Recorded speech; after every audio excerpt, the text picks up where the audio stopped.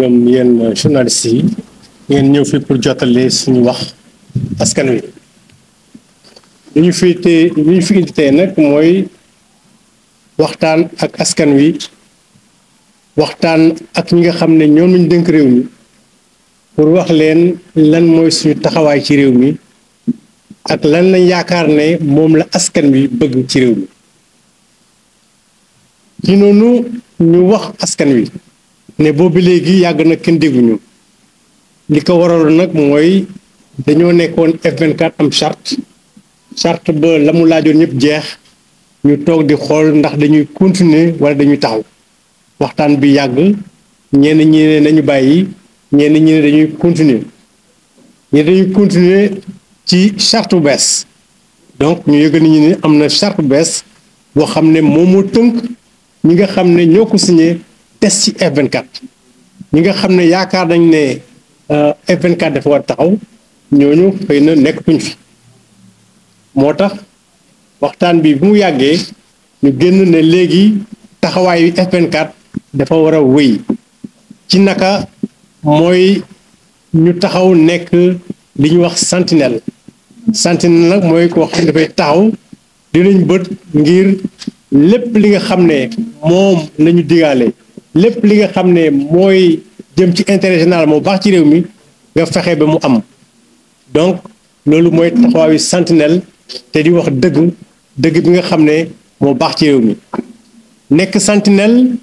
boo xam ne li nga xam ne mooy acquis démocratique yépp ñu mun ko défendre li nga xam ne mooy état de droit ñu mun ko fi taxawal mu wéy fi waaye nag loolu du doy ñu ne nañu def loo xam ne mooy yee nit ñi ci lu bari loo xam ne moo xew ci àddina bi ba tax ñu nekk ay citoyens yoo xam ne li nga xam ne bëgg nañ ko ci réew mi maanaam réew yi nga xam ne ñoo gën a naat ñoo gën a baax ci àddina ñu bokk ci te loolu pour ñu am ko il faut que xale yi il faut que mag yi ñëpp ñu mànkoo am li nga xam ne mooy xel bu ñor bi tax ñu mën a àgg foofu bu ñu fàttalee loolu ñu gis ne réew Sénégal mi nga xam ne moom mooy nguur moom mooy buur d'ailleurs maanaam moom mooy souverain dafa jël souveraineté bi délégué ko ay nit loolu la constitution bu wax peuple mooy souverain waaye pour exercer souveraineté bi da koy délégué ay nit da koy délégué président délégué assemblée def na benn bi le 24 mars beneen bi mu def ko le 17 novembre loolu nag dafa am lu mu wund loolu ñu def peuple bi jox ko ay nit ne leen dañ ñuy servir parce que ñooñu ay serviteurs lañu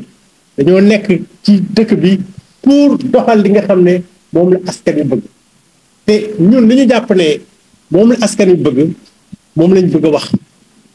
li ñu jàpp mooy askan wi dañoo fal ay nit teg leen fii pour ñu nekk seeni représentant pour ñu nekk seen serviteur waaye li ñu bëgg mooy li ñu wax rupture nag mooy li fi newoon wonni te bu wonee bu mu dellu siwaat donc rupture boo xam ne mënul bàyyi bëggul dara li nga xam ne bëggatuñ ko woon mu dellu si rupture boobu mu nekk ne dañoo mooy wane ne ñoom li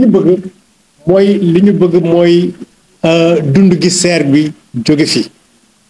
parce que loolu aussi loo xam ne yàgg na fi la te bëgguñu mu des fi bëgg nañ daal seeni bëgg-bëgg seen mëbët yépp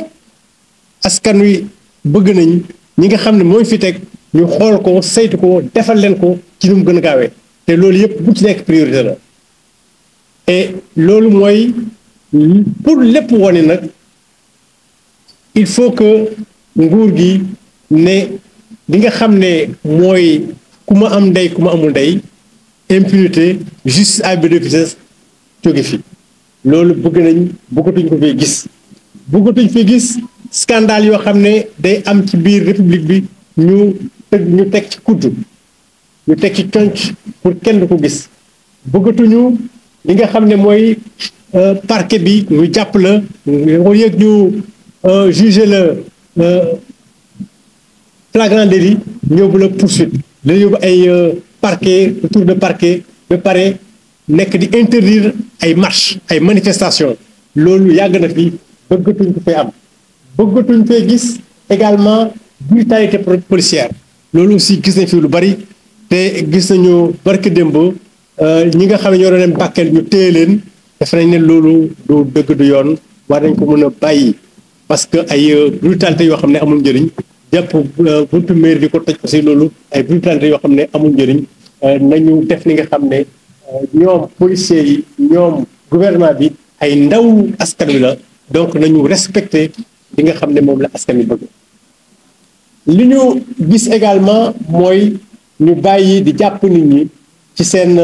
xalaati bopp donc loolu aussi bëggoon nañ gis nañ ne askan wi loolu ñu bëgg mooy ñu bàyyi di jàppaate bu bari boo xam ne dañ ko teg ay yoo xam ne tegu ci yoon donc ñu ne nañu bàyyi également retard yi bourse yi parce que loolu mooy indi xeexu étudiants yi nañu bàyyi université ñuy tëj loolu aussi daf fi yàgg te daf war a jóge dañu ay reddition des comptes nag dañ ko yàkkamti nañ ko te bëgg nañ ñu def ko ci farlu waaye également ci respecter droit ñi nga xam ne moom la ñi nga xam ne ñoo war a rendre compte ñu respecté ko li nga xam ne moom la peuple bëgg mooy école bi nga xam ne école coloniale la ba léegi ñu seppi ko def ci école bu ànd ak askan wi ñu dindi institution coloniale yi fi ne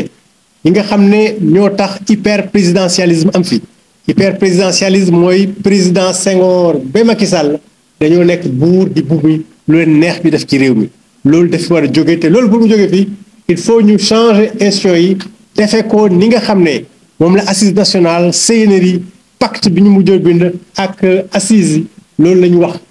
ñu defee ko noonu ba nga xam ne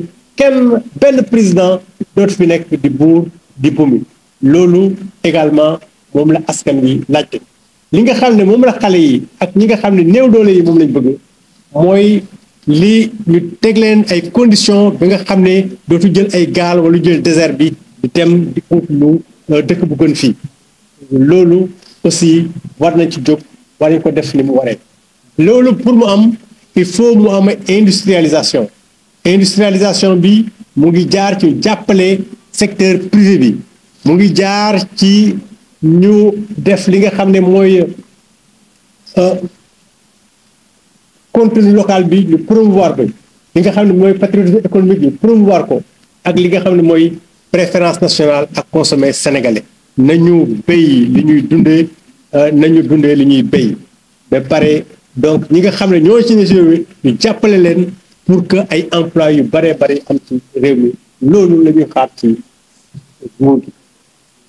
nguur citoyen sénégalais yi dañoo bëgg Sénégal moom boppam ci dëggantaan moom ko ci fànn yépp moom ko ci économie moom ko ci xaalis bi mu yore moom ko ci base militaire yi nga xam ne ci war a jóge moom ko ci alimentaire maanaam lépp loo xam ne béy nañ ko ci dëkk bi ñu mun ko dundee ba mu doy sëkk ba ñuy exporter feneen donc loolu la ñu bëgg te loolu bu ñu ko dundee mooy également de solidarité numérique bi waaye surtout dañoo bëgg néocolonialisme bi impérialisme culturel bi jóge fii li ñu bëgg mooy peuple bi li mu bëgg mooy ñu ndóol jóge ci réew mi ndóol na jóge ci réew mi te itam ñu jël ay pexe ay mesures yoo xam ne dina tax li nga xam ne dañ koy noote askan wi di ko toroxale askan wi ci ay fànn yu bari am na ay secteur stratégique boo jëlee ndox mi boo jëlee électricité bi boo jëlee numérique bi boo jëlee banque yi peuple bi dañ cee sonn askan wi sonn nañ ñu leen di sàcc di leen noot ci lu yàgg-yàgg te loolu amul ci mesure doy loolu la ñuy xaar ci nguur gi loolu la ñuy xaar ci nguur gi mu def li nga xam ne moom moo dëppoog li askan wi bëgg F24 nee na yaakaar na ne li ñu war tey mooy nguur gi ñu fi teg te muy nguur goo xam ne dafa war a servir askan wi li ñu bëgg ci moom mooy ci nu mu gën a gaawee mu xoolaat code yi code minier code foncier code des investissements code du travail code des marchés code pénal code procédure pénale code électoral loolu yëpp am na lu ñu ci war a dindi parce que bañ koy def dafa yàgg wala ña ko doon def seeni intérêt tubaab ak intérêt ñi am doole lañ ko doon def boo jëlee code des marchés dañ ko tëgg ba nga xam ne ñi am doole ñooy jël marché yëpp te loolu baaxul ci réew boo jëlee code électoral boo gisee raw gàddu bi loolu dafay favoriser ki nga xam ne moo ŋànk nguur gi donc moom mooy jël place yëpp parce que bu fekkee ne boo rawee benn voix sax jël député yëpp bu boobaa vraiment dafay am non illégitimité quelque part donc loolu dañ ko fa dindi mode dañuy désigner député dañ ko war dindi donc loolu ay code yu bari yoo xam ne dañ ko war a dindi am na loo xam ne war ko changer pour def li nga xam ne moo dëppoog intérêt ak li nga xam ne moom la réew mi bëgg dañu war a renégocier contrat yi ñun ñu ngi koy encourager gouvernement bi ñu ngi ko ci jàppale lu mu ci mën mu def ko ci parce que contrat yu ci bari dafa nekk loo xam ne dëppoowul ak li nga xam ne mooy intérêt askan wi donc buñ koy renégocier def ko ba nga xam ne ressources yi nga xam ne moom askan wee ko moom ñu jàpp ñu exploiter ko gérer ko ci noo xam ne dafa dëppoog intérêt askan wi ak li nga xam ne moom la askan wi bëgg nañ également ñu xoolaat li nga xam ne mooy structure administrative yi parce que agence yi bari boo xam ne yàq xaalis dong lay indi te am na poste budgétaire boo jëlee assemblée nationale dong renouvelé nañ barki démb assemblée bi 8 vice président boo demee ay Côte d'Ivoire ak France vice président yi ay ñett fa nekk commission yi 15 commission alors que boo demee ay Côte d'Ivoire yooyu ay 8 commission fa nekk donc loolu yàq xaalis la mooy li nga xam ne moo fi amoon te li fi amoon dañ ko fi teg ngir lan ngir jël ay clients politiques ay politiciens pour dugal leen foo xam ne dañ fay amee ay koom loolu la ñu bëgg mu jóge fi donc askan wi li mu bëgg daal mooy ñu réduire le train de vie de l'État ñu sakkanal xaalis ci askan wi ba pare ñu defar li nga xam ne mooy li jëmale réew mi kanam jàpp nañ ne ñii di Ousmane Sonko ak Bassirou Diomaye Faye li ñu wax mooy jubal jubanti mooy dem ci Sénégal juste prospère waaye nag pour ñu àgg fa il faut que ñoom ñi nga xam ne moom lañ génk réew mi ñu nekk ay modèle ñu nekk ay exemple li ñu ne dañ jub nañu jubal nañu jubanti bu ñu ko defee nit ñi nañ mën topp seen ginnaaw waaye gis nañ ne loolu sax du doy pour que li nga xam ne moom lañ bëgg mooy Sénégal génn ci ndóol mooy Sénégal nekk dëkk bu naat askan wi am li nga xam ne dund bu baax la loolu pour ñu am ko il faut que askan wi ñun citoyen ñun suñu bopp ñu xoolaat suñu taxawaay parce que gis naa benn vidéo bu Aliou Sall def mu ne bu fekkee ne Sénégalais yi dañ jàpp ne ni ñu nekkee woon ci Senghor nekk ko ci Abdoulaye Wade nekk ko ci Macky Sall noonu lañ war a nekkee buñ ko fekkee dañ ko continué noonu réew mi di jëm kanam il faut ñu xoolaat suñu taxawaay ñun citoyens yi ñu xoolaat suñu taxawaay ci suñu mentalité parce que tubaab da naan le sous-développement est une question de mentalité bu ñu jàppee ne ñun tubaab yi lu ñu def rek moo baax bu ñu jàppee ne dañoo war a toppandoo tubaab yi ci lépp bu ñu jàppee ne xeesal moo baax parce que dañu bëgg a def li tubaab yi yooyu yëpp mentalité yooyu bu ko changé wul du ñu jëm kanam comportement bi ñu war am par rapport aux autres par rapport au temps par rapport au savoir parce que est-ce que xale yi xam nañ ne xam-xam mooy première source de richesse tey ci àddina est-ce que bëgg nañu jàng ni mu waree bëgg xam-xam ni mu waree est-ce que xam nañ réseaux sociaux yi lan moo ci ngaañ boo xam ne ci seen fànn yëpp daf leen ko yàqal donc il faut que sur le plan des mentalités ci comportement ñun askan wi ñu mun a xool naka la ñuy taxawee pour que li nga xam ne moom lañ bëgg ñun ñëpp dëppoo ko bëgg mooy Sénégal bu naataange boo xam ne ñëpp dañ ciy bokk loolu il faut que ñun suñu bopp ñun citoyen ñu xoolaat suñu bopp bu baax a baax donc changement boobu il faut mu am et pour mu am il faut mu am Sénégal yoo xam ne seen xel dafa màcc kenn du leen manipuler seen xel dafa màcc mais dañoo également déterminé pour àgg fa ñu bëgg jëm parce que trajectoire bu fekkee ne mu ngi nii baax na il faut ñun ñëpp ñu jàpp pour mu àgg loolu nag il faut Sénégalais yi xoolaat seen bopp bu baax a baax moo tax F24 itam loolu aussi bu jublu la parce que bëgg nañ daal xool naka la ñuy jàppalee askan wi pour que ñu gën a gis li nga xam ne moom moo baax defe ko noonu pour que réew mi jëm kanam réew mi nag mën na jëm kanam waaye il faut que mu dal ak jàmm dafa baax ci réew xuloo xiiroo ŋaayoo du loolu mooy jëmale réew mi kanam nañu am dal nañu am ut jàmm bu ñu utee jàmm réew mi dina jëm kanam parce que réew mi kat réewu teraanga la réew mi kat réewu ay nit ñu am gor bari na fi nit ñu am jom bari na fi nit ñu takku bari na fi te loolu bu fekkee ne bari nañ fi il faut ñu xool ñi nga xam ne ñoom ay escroc lañu ñi nga xam ne ñoom bëgguñu lu baax ci réew mi ñu mun leen a xoolaat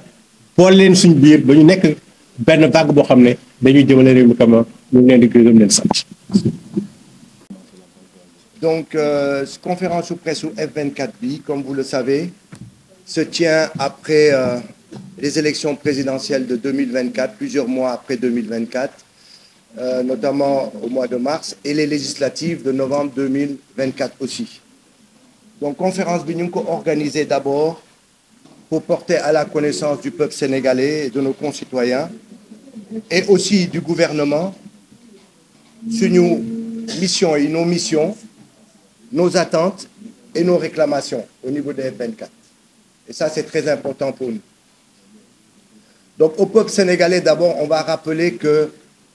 plusieurs mois de concertation au sein du F24, nous avons décidé de maintenir la plateforme du F24. On a décidé de la maintenir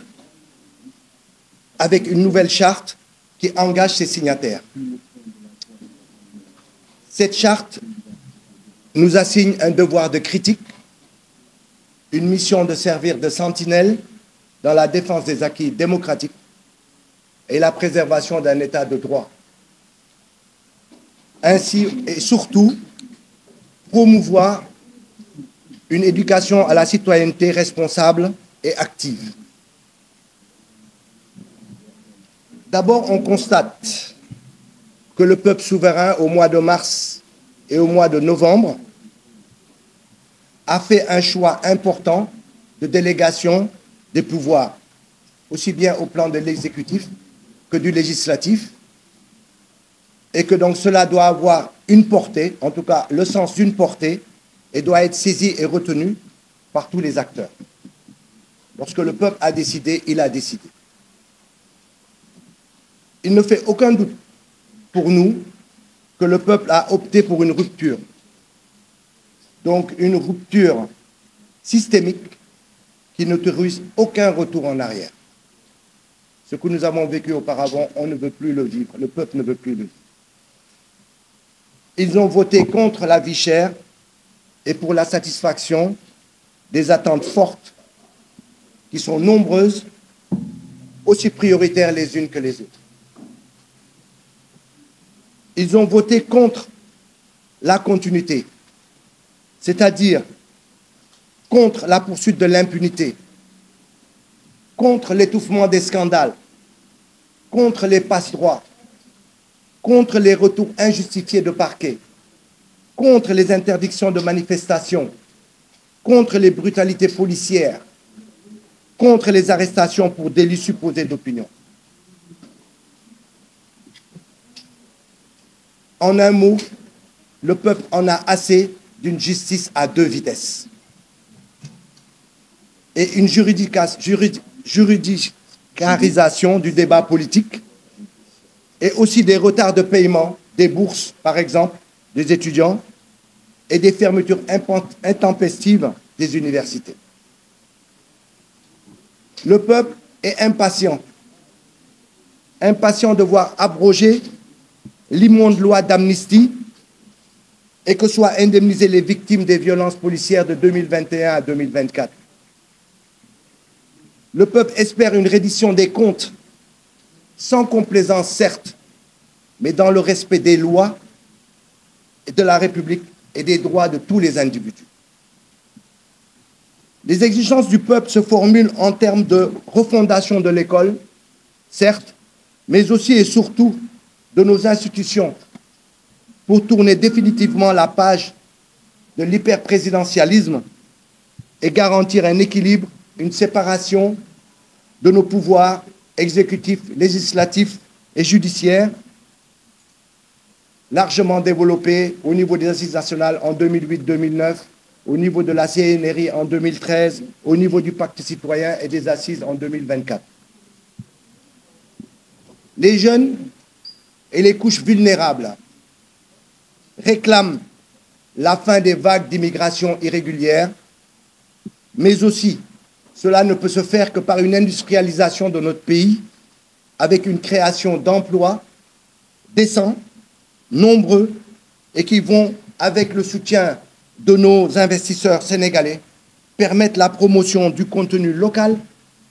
du patriotisme économique, de la préférence nationale et du consommé sénégalais. Les citoyens veulent et méritent une souveraineté nationale, économique et monétaire, militaire et alimentaire, numérique et culturelle, bref, tout cela pour tourner la page du néocolonialisme pour que ça ne soit plus qu'un mauvais souvenir. Les Sénégalais ont envie de sortir de la pauvreté endémique. Ils ont besoin de mesures hardies qui abrogent et libèrent les formes multiples de spoliation dont ils sont l'objet depuis trop longtemps de la part d'entreprises qui occupent les secteurs et services stratégiques tels que l'eau, les banques, l'énergie, le commerce dans la vie de notre nation. Pour F24 et les Sénégalais épris de justice, il faut des révisions radicales des codes au plan minier, foncier, investissement, du travail, du marché pénal et procédure pénale et au plan électoral, ne serait-ce que pour le mode d'élection des députés, en vue du renforcement et la prise en charge des droits et intérêts du peuple sénégalais. Ils veulent aussi une renégociation de tous les contrats en cours d'exécution dans l'exploitation de nos ressources, dont la gestion doit désormais revêtir le sceau de la transparence, de l'équité et de la souveraineté. Une rationalisation des structures administratives et une réduction drastique du train de la vie de l'État au travers des agences et postes budgétaires, notamment le nombre de vice-présidents de commissions à l'Assemblée nationale, tout cela qui sont institués dans le cadre d'une politique de distribution des prébendes à une clientèle politique. F24 admet que la trajectoire impulsée par le binôme Diomaye-Sonko, celle du Jub-Jubanti, vers un Sénégal juste, souverain et prospère, exige des ruptures paradigmatiques profondes. Cependant, si les représentants élus par le peuple souverain doivent se donner en modèle, ce qui est très important, et se constituer en locomotive, il n'empêche, il revient aux Sénégalais, individuellement et collectivement, de se réinventer en acceptant un changement radical de leur mentalité et de leur comportement. Pour nous, le Sénégal que nous souhaitons ne sera fait que par une mobilisation des citoyens éclairés, actifs, capables d'exercer leurs droits et leurs devoirs et d'assumer pleinement leurs responsabilités. C'est dans ce cadre que les forces vives du Sénégal, F24, ouvrent une nouvelle phase de leur engagement, celle de l'éducation à la citoyenneté, à une vigilance démocratique indispensable pour consolider un État de droit et contribuer à l'avènement d'un Sénégal nouveau et d'une Afrique renaissante. Un Sénégal souverain, juste et prospère, commence par des citoyens engagés et des leaders responsables. Unis et indivisibles, le pays de la Teranga a besoin de plus de consensus et de moins de clivages, d'une paix et d'une stabilité. Ce n'est que comme ça qu'ensemble, nous construirons une nation à la hauteur des espoirs de ce peuple digne et fier, pacifique et courageux, résilient et mobilisé pour un avenir radieux. Nous vous remercions de votre attention. Contact avec le gouvernement. Donc amuñu audience, amuñu benn contact ak gouvernement bi. Est-ce que dañuy nekk ci wetu gouvernement bi wala wetu askan bi wala li ñu wax leer na ñun dañoo nekk au service du peuple sénégalais. Donc sentinelle boo xam ne li ñu bëgg mooy acquis démocratique yi ak état de droit bi mu des fi li ñu jàpp mooy il faut que askan wi également ñu xool naka la ñu jàppee ba gën a taal xel yi gën a nit ñi gën a xam ràññee li nga xam ne moom moo gën ci réew mi donc loolu mooy suñu taxawaay ci fànn boobu. li ñu war a fàttali également mooy F24 du organisation des droits de l'homme du association société civile du parti politique F24 ensemble boo xam ne lépp ngi ci biir société civile ngi ci biir parti politique ngi ci biir bañ koy créer déjà en 2023 je crois qu'il y avait près de 200 organisations ay partis politiques yoo xam ne xëy na sax jubóowuñu seen biir suñu xalaatee du benn donc léegi c'est vrai que ñu bari dem nañ mais ba léegi boo ñëwee dañ ci gis association société civile dañ ci gis ay partis politiques yoo xam ne kii daa jaar ne kii jaar ne donc du loo xam ne dafay yomb nga méngale ko yeneen association te li ci am solo mooy instance démocratique moo fi ne maanaam lu ñuy def dañ koy waxtaanee concertation ou consensus donc bu ñu amee consensus bu boobaa ñu mën a wax li ñuy wax bu ñu amul consensus duñ ci wax parce que am nay question yoo xam ne dafa am complexité tey boo jëlee affaire Barthélémy Dias bi juristes yi ñu ngi wax lii ñii di wax lee donc loolu ñun dañ ciy mandu recours am na xëy na bu recours bi am ne dina gën a leer bu boobaa fekk ñun ñu waxtaan suñu biir am consensus am luñ ci wax li ñu mën a wax daal mooy brutalité policière moom dafa war a jógee parce que policiers yi ak Diomaye ak Sonko ay serviteurs yu peuple bi lañ donc dañoo war a naw askan wi respecter leen ba loo xam ne lu ñu mën a moytu brutalité dañ ko war a bàyyi parce que comme ni ma ko waxee boo demee kuy dem Bakel nga téye ko parce que président nga fa loolu dañ ko war a bàyyi dañu war a bàyyi président buy déplacé wu ñu téye citoyens yi pendant 1 heure de temps pendant 45 minutes alors que sur 5 minutes doyoon na pour que président bi jàll loolu dañ ko war a bàyyi c'est du zèle boo jëlee mairie ngay toj xëy na loolu mën nañu ko moytu donc brutalité policière yooyu moom d'accorduñ ci bëgg nañ parce que bëgg nañ comme on a dit tourner la page de tout ce qui était évidemment violence etc dans ce pays-là donc defe naa loo xam ne la ça coule de source maanaam boo jëlee ñu dañu boole engagement yi nga xam ne président ak partem jël nañ ko ne ñoom lii la ñu def te buñ koy def dañu ñoom xool ne askan wi la bëgg ñoom ñoo ko jël seen bopp bu ñu nee jubal jubanti xam nga loolu du loo xam ne ñoom seen bëgg-bëgg la non bëgg-bëggu peuple bi la dañu xool lan la peuple bi bëgg ñu ne lii dañ ko def dañu bëgg Sénégal souverain et prospère du ñoom ñoo ko du seen bëgg-bëgg bëgg-bëggu askan bi la bëgg askan bi mais li nga xam ne moo baax ci askan wi par exemple souveraineté monétaire alimentaire loolu jarul ñuy def enquête xam nañ ko loolu vraiment études yu bari woon nañ ko que ndóol bi bari na fi ban dëkk moo bëgg ndóol pauvreté vague d'émigration yi ñu ngi dem xam nga loolu ñëpp bëgg nañ mu dañ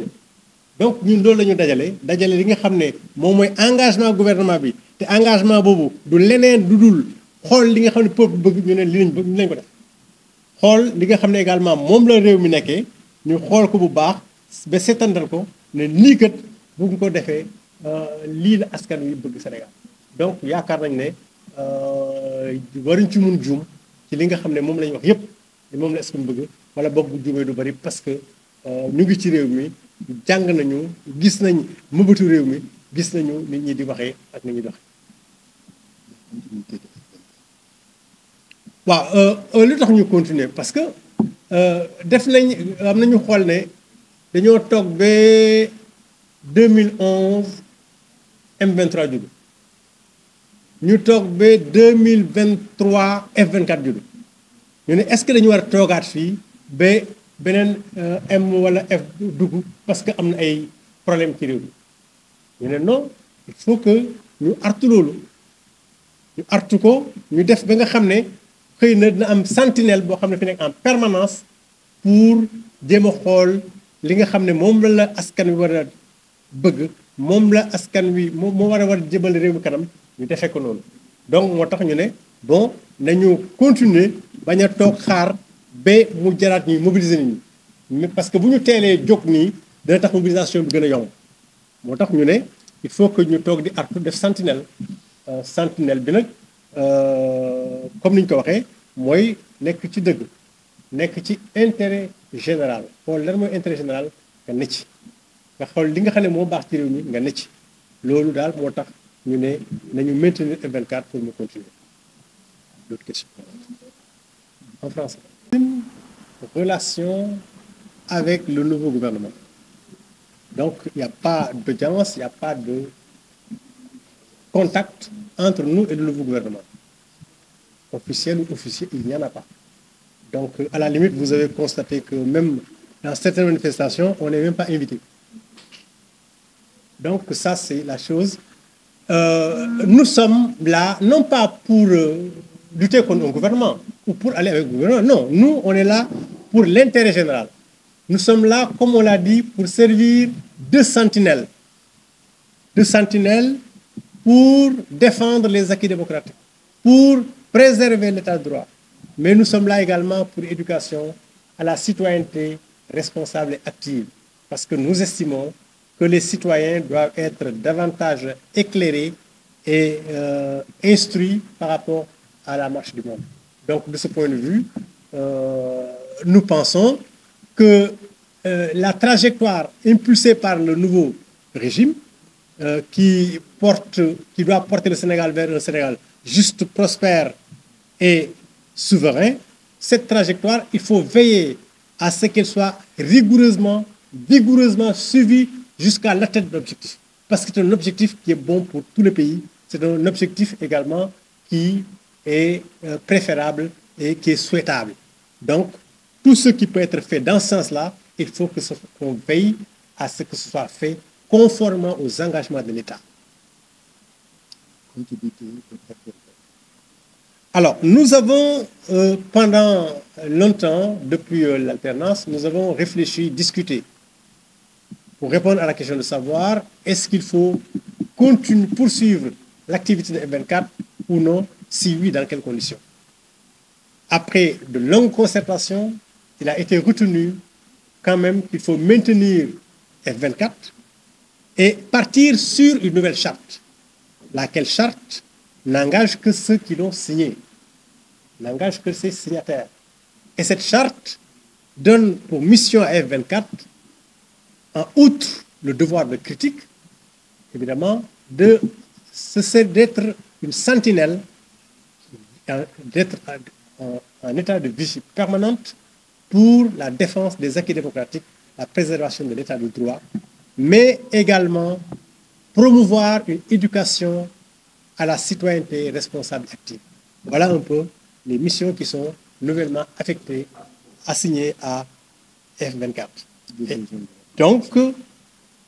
s'il en était ainsi, c'est parce que des membres en ont décidé qu'il en serait ainsi. Et ce que nous avons décliné aujourd'hui est le fruit d'une concertation au CNR4, mais le fruit de constat. Le gouvernement en place a pris des engagements. Lesquels engagements ont été établis sur la base d'une écoute et d'une étude de ce que veut le peuple sénégalais. Et ce que nous avons dit en termes d'exigences formulées par le peuple, c'est ce qui ressort des discours de tous les jours. C'est ce qui ressort du vécu des Sénégalais. Parce que lorsqu'on dit qu'on veut la cessation des vagues d'immigration, de migration irrégulière, et ça, tout le monde est d'accord. C'est évident. Quand on dit qu'on veut une souveraineté, que le peuple veut une souveraineté alimentaire, c'est évident. Parce que c'est ça qui est bon pour le pays. C'est ça qui correspond à l'exigence historique du moment. Nous avons, en tant que peuple, vécu pendant des siècles et l'esclavage et la colonisation. Nous avons vécu une spoliation totale pendant des siècles. Nous en avons assez, nous voulons vivre autrement. Parce qu'il n'est pas possible de penser, n'est pas possible de ne pas penser que nous, Sénégalais, nous pouvons vivre comme les citoyens des pays développés. Donc, même à Bahreïn, etc., dans ces états du Golfe-là, il y a beaucoup de bien-être. Donc, nous devons aspirer à cela. Et parce que nous devons aspirer à cela, nous devons également le dire, le proclamer et le réclamer, évidemment, au vu et au sud de ce monde, et au vu et au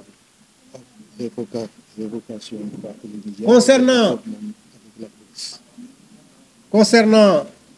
la révocation de Barthélémy Dias, ce qu'il faut rappeler, c'est que F24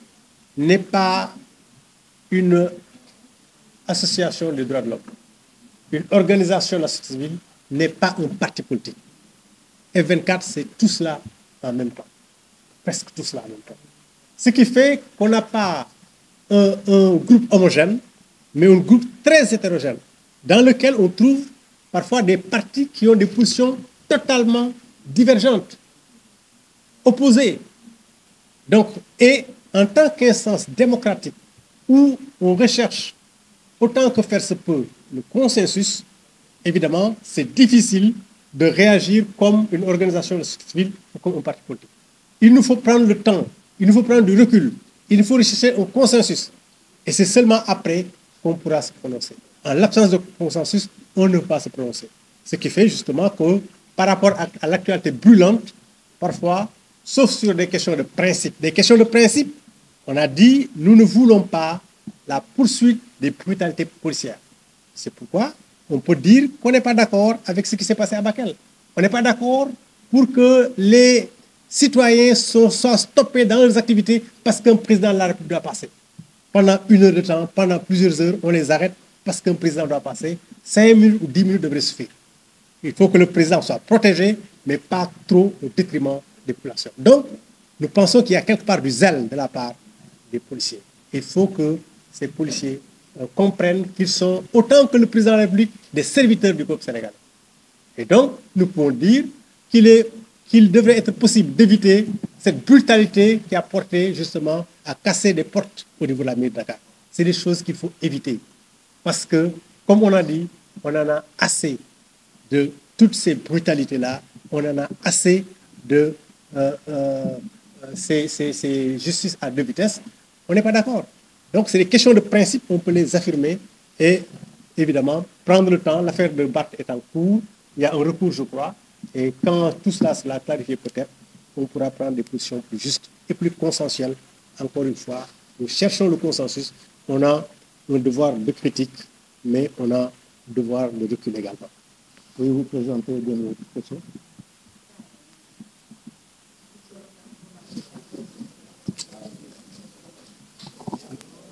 Que la renégociation de contrats mal ficelés doit être de mise. Et notre devoir, c'est d'encourager le gouvernement. Que le gouvernement sache que les citoyens sont derrière lui lorsqu'il s'agit de prendre en charge l'intérêt général, lorsqu'il s'agit de prendre en compte les intérêts supérieurs du peuple sénégalais. Parce que c'est à nous de les encourager, de leur donner le courage d'aller jusqu'au bout. Parce qu'il y a des pressions internationales, il y a des lobbies puissants qui sont là, qui vont essayer de leur faire peur, qui vont essayer de les faire reculer. Mais c'est à nous de dire, ne reculez pas. Nous sommes là derrière vous, nous sommes avec vous. Donc c'est ça le sens de notre propos. Donc on les encourage à renégocier en leur disant, le peuple, l'intérêt du peuple est en jeu, le peuple est derrière vous. C'est ça notre propos. Donc, et sur toutes les questions où l'intérêt du peuple est en jeu, c'est à nous, citoyens, de dire, gouvernement, nous vous encourageons à aller dans ce sens-là. Donc, voilà un peu ce qu'on peut dire sur la question. Sur la loi d'amnistie, on a dit, dans le propos en français, que les Sénégalais sont impatients de voir abroger l'immonde loi d'amnistie et que soient indemnisées les victimes des...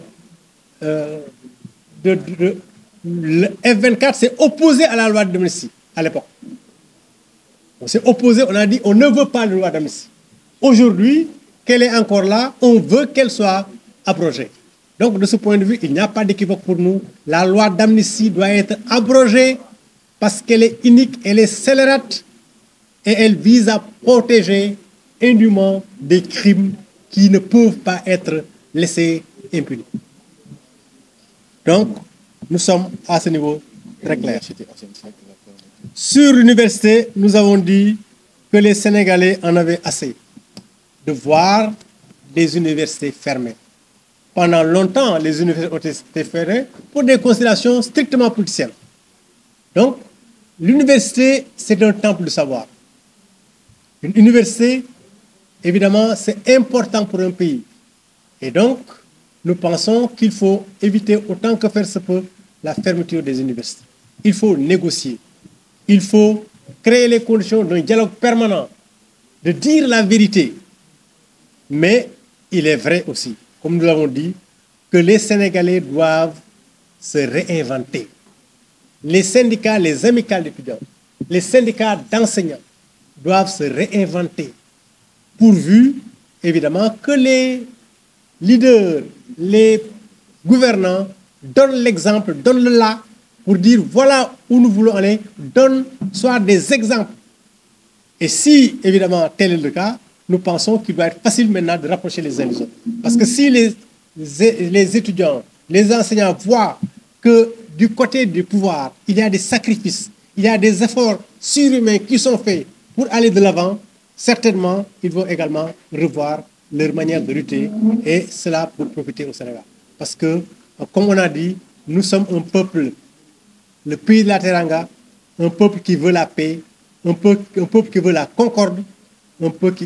qui veut la stabilité. Et donc, tout ce qui va dans le sens du clivage, la conflictualité, nous devons l'éviter pour chercher le consensus et la paix. Merci.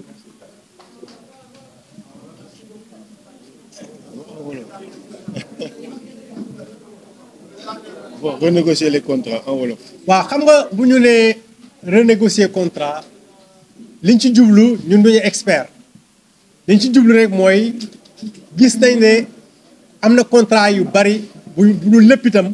contrat yi gën a bari dañ ko signé te bañ koy signé jëluñu li nga xam ne mooy njëriñu askan wi. donc ñun suñu cër mooy puisque xam nañ ne àdduna bi dafa am ñoo xam dañoo bari doole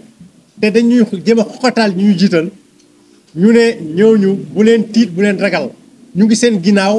parce que li ngeen di yóotu moo baax ci réew mi. puisque li ngeen di yóotu moo baax ci réew mi ñun ñu ngi leen di won ne ñu ngi seen gannaaw di leen encourager di leen jàppale pour que li ngeen di yóotu baax ci réew mi ngeen jot ci. loolu mooy sens lu ñu wax donc lu ñu gis ne nguur gi mu ngi koy yóotu te mooy njëriñu askan wi ñun waa askan wi dañ ci war a taxaw ne leen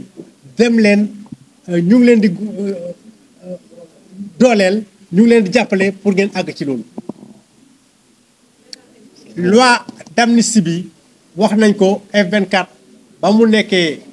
bu yàgg ba ñu def loi d'amnistie bi F24 dafa ne woon bugguñu loi d'amnistie am fi parce que loi d'amnistie boo xam dafay effacer ay crimes yoo xam ne vraiment kenn mënu ko fàtte loolu d'accord ci woon tey d'accord ci woon démb tey la wàlla gën a ay donc d'accord ci bëgg nañu dindi ko parce que impunité baaxul ci réew mënuñu jël ay nit ñu bari rey leen faagaagal leen torturer leen ne loolu dañ koy def perte de profit donc loi boobu dañ ko fi war a jëlee. université mooy fi nga xam ne fa la ñu tàggatee xale yi réew mi fa la ñuy dugalee xam-xam ci bopp xale yi donc université kenn waru ko tëj